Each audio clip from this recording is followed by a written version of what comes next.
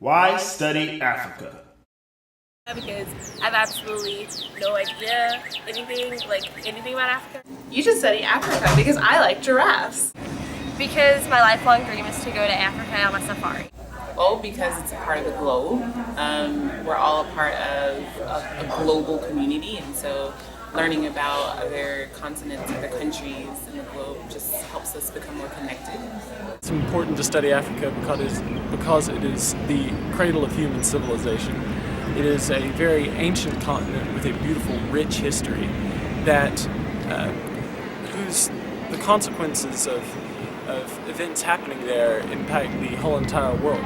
Africa is a continent that contains the first bones, fossils, stone tools, and other artifacts. An abundant amount has specifically been discovered in Egypt. Some historians have actually documented Egypt as encompassing the earliest humans and the first civilization in the world. In time, the humans began to form states within the continent. This involves communities working together through constant interaction to create borders and rules to govern human activity. We believe that it is important to study Africa because it has the earliest state formations through the processes of agriculture, iron, and trade, which then heavily influenced the social and political systems within the African civilizations. These processes were then influential to the many other states that formed around the world thereafter.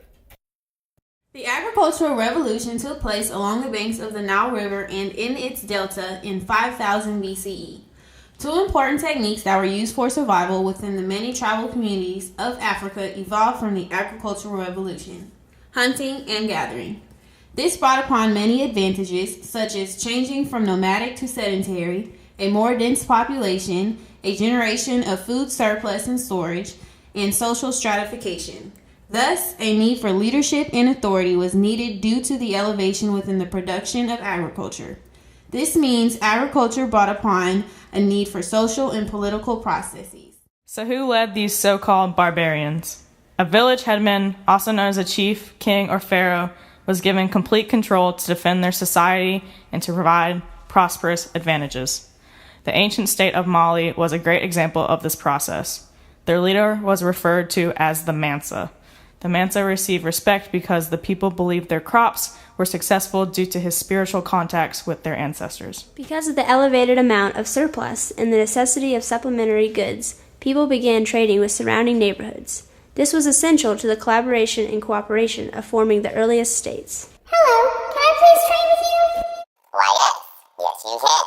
After agriculture, trading became very critical for Africa to become a strong political and social continent. Through trading, connections with surrounding neighborhoods were made. The connections then became one of the factors for the process of expansion that was used to form states. These connections in the process of expansion are effects of trading that further helped build the strength within African communities socially and politically, which was important for state formation. We begin our journey here on the banks of the river Niger, and it is within the ancient market of the village of Ayura that we start to explore the trade routes of this vast and sparsely inhabited nation.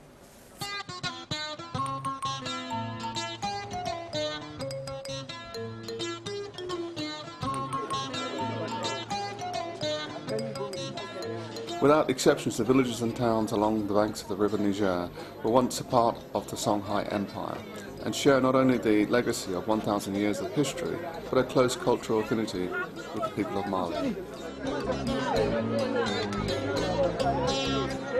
Not far from here, across the border with Mali, lies the former capital of the Songhai Empire, Gao, and it is this empire that once ruled across the Sahel and huge tracts of the Sahara. The former French colonial military occupation of the Sahel created what can only be described as artificial borders dividing the peoples of this vast territory, and on the days of the regional markets one can meet all the various tribal groupings of this area. What was traded during this time? I'm glad you asked. There was one animal that was a major factor in trading. Can you guess what that animal was? It's a camel. The camel was very important to the trans-Saharan trade. The camel kept a steady pace over much longer distances. It had the ability to travel up to 10 days without fresh water. Yes, that's 10 days without fresh water.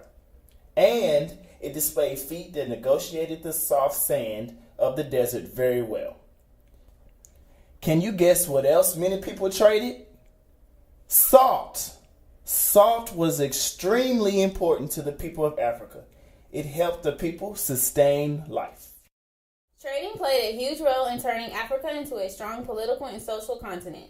Because of goods such as the camel and salt, trade systems politically begun to be a big part of the African states. The rise of the trading system resulted in expansion of political systems. The political systems expanded to ensure covert trading procedures. Socially, trading influenced state formation because communication between the states was necessary to continue the trading process with one another. Thus, it encouraged the states to remain in contact with their outside connections. Now we will discuss iron. Iron technology worked wonders in aiding the progression of Africa. It was so important that it helped agriculture and warfare. African societies were transformed into an even more efficient society. What aided in this transformation? Iron tools and weapons. Iron was so important because it was a harder metal than copper, tin, and gold, which made it invaluable. Iron was also able to be shaped into a sharp edge. Now, what was this sharp edge used for? It was used for farming and warfare. Iron technology was so beneficial that it propelled Africa into a more modern society. Socially, African states now interacted with other African states over the concern of trade and agriculture. Trading and agricultural practices were shared and improved between African states, which helped Africa grow as a continent. Politically, iron technology played a huge role in creating the first political systems. By having iron, warfare was now a real threat. Iron tools made strong weapons. With the chance of possible attack, states had to have a political system to protect themselves. Overall, iron technology played a huge part in helping Africa transform into a politically and socially complex continent. Why study Africa? Because, unfortunately, most Americans know false or negative information about Africa. Africa invented many processes and systems which then branched to other continents.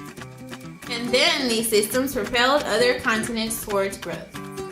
However, the main reason to study Africa is because of their agriculture, iron, and trade connections.